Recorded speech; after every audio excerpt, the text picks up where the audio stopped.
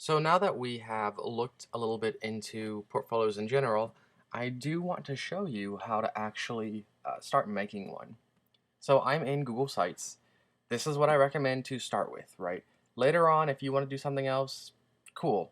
And depending on what your future goals are, that may be what you need to do at some point, and that's fine. But for right now, let's start here, and then you can decide what else you want to do in the future, right? But this gives us a good starting point. So I already have one that I've started creating in Google Sites. Before we get here, let me show you how to actually get here. So this is Google Sites, sites.google.com, right? That's how you get there. It's pretty easy to work with overall. I've got a wide variety of sites that I have played with over time, right? And it's a really easy way to make sites, which is why I really enjoy doing it. You can also share that work with other people, so that's cool. And it's also free, so that's great also. So I've got my recent sites down here, ones that I've been working on, right? You can see the portfolio there. You can create a new site here. You can also use templates. So there are some templates here. There's not a lot of templates, but there's some. Now, these are recently used, right? And I have portfolio here. You probably won't have anything there because you don't have anything recently used, right? But clicking that little thing that I clicked on a second ago, let's see if I can bring it back. I can't bring it back. Oh, let's go back. There we go. Clicking this little thing will show you more templates, and you can kind of see what you like. It doesn't matter to me stylistically which one you choose. I chose the one actually called Portfolio because I thought that would be good for our example, right? But if you like a different one, that's fine. Choose the one that you think works best for you. You can modify some things later on too to make it fit you a little bit better, right? So you don't have to think like, oh, well, I don't like these colors. Well, you can change some of that, and we'll talk about that as well. You can see there's another portfolio-ish one down here as well. So I would say choose whichever one you feel best looks kind of like the style that you like first, and then we'll move on from there. So like, let's see, let me click that top one just to kind of show you what it shows next. It does its little loading thing.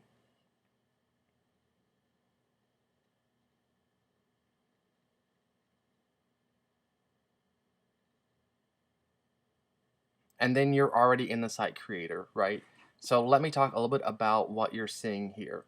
You have some of your interface up here, right? This includes the name of the site, right? So I could change this to what I want to call it. And then up here, I've got some other things, right? I've got a notification of, whether or not it's actually saved. This does have some version history, which is new, and it's very nice because I've had some issues before where like, oh, I want to undo what I did before, except my internet dropped and my page reloaded and the undo button doesn't undo anymore. So this version history edition is awesome. Of course, there's no version history yet because I just started it right now, but later on, you'll have a history here that allows you to go back to previous edits if something goes wrong. So that's awesome. You've got an undo button, you've got a redo button. You can preview what the page should look like once you publish it in both like computer mode, tablet mode, and phone mode. So these websites are also responsive. So depending on the size of the screen, it changes the way that it looks to match that screen, which is really cool. If you were to make your own website, there's a lot of code that goes into doing that, and it does require a good amount of knowledge. So having something that does it for you for free is pretty cool. Now, once again, like I said before, if you really want to be a programmer, especially depending on what sort of things you want to program, you might need to make your own site eventually. But for now, this is cool. I haven't published it yet, so I can't grab the link, but this would allow me to grab the link once I've published it. This allows me to share with other people. These are the settings, which give you a whole nother set of choices here.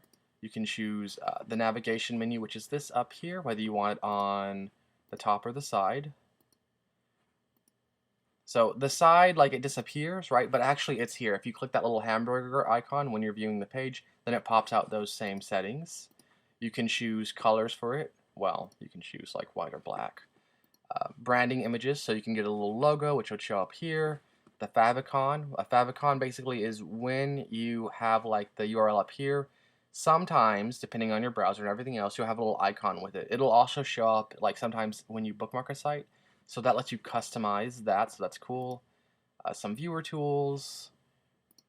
Custom URLs, this is if you want to buy one, right? So Google will give you a free like URL that's like googlesites.com/whatewer or whatever.googlesites.com or something like that, right?